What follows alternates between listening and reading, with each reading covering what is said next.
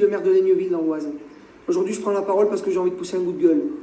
Ce matin, je suis tombé sur un message d'un syndicat national qui demandait à la population de ne pas manifester le 17 novembre au motif que cette manifestation serait téléguidée par la fachosphère. Donc moi, je remarque deux choses. La première, c'est que cet argument est exactement le même que celui du gouvernement et ça la fout un peu mal pour un syndicat. Et la deuxième, c'est quand même que je trouve assez extraordinaire qu'un syndicat soit à ce point apeuré d'un mouvement populaire alors qu'ils sont justement censés représenter les droits des travailleurs. Et justement, puisqu'on parle des droits des travailleurs, moi je voudrais quand même vous faire part de mon sentiment. Non seulement en tant qu'élu, mais aussi en tant qu'administré. Moi, de tous les diplômes que j'ai eus, celui dont je suis le plus fier, c'est mon BEP de cuisine. Parce que je sais ce que c'est que de se lever à 5 heures, je sais ce que c'est que de récurer des gamelles, et je sais aussi ce que c'est que d'avoir un patron en cariatre. J'ai travaillé dans la restauration rapide aussi. On était payé chaque mois avec 10 jours de retard, et pendant 2 jours, notre patron nous faisait la gueule à chaque fois qu'il fallait qu'il nous paye. J'ai travaillé dans la grande distribution aussi, où lorsqu'on vous donne votre paye, on vous dit « Estimez-vous heureux, monsieur, qu'on vous paye et qu'on vous embauche ». C'est ça la réalité aujourd'hui.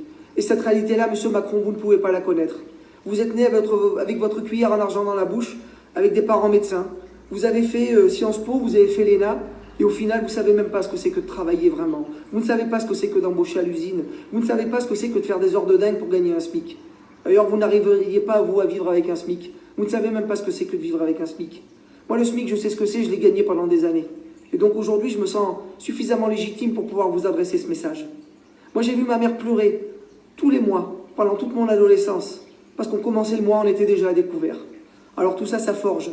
Et il arrive un moment où, lorsqu'on sent que les Français sont à bout, il est important qu'on puisse vous faire remonter certains messages. Bon, ce message, vous ne le verrez sans doute pas. Mais en tout cas, moi, je vous dis ce que j'ai à vous dire.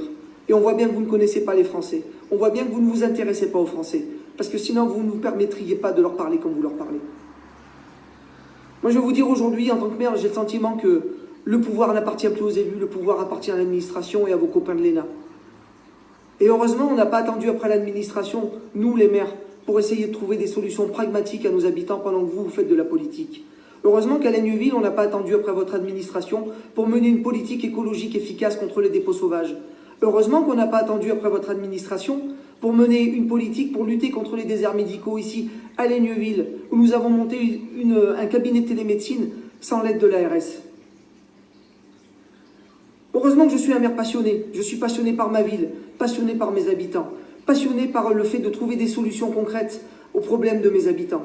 Et tous les maires, tous autant qu'on est, heureusement qu'on est passionné, parce que sans cela, ce pays ne tournerait pas. Ne vous en déplaise, monsieur Macron, c'est grâce aux élus locaux et la majorité silencieuse qui travaillent que ce pays tourne aujourd'hui. Descendant les illettrés, comme on a pu l'entendre, ils ont une chose que vous n'aurez jamais, monsieur Macron.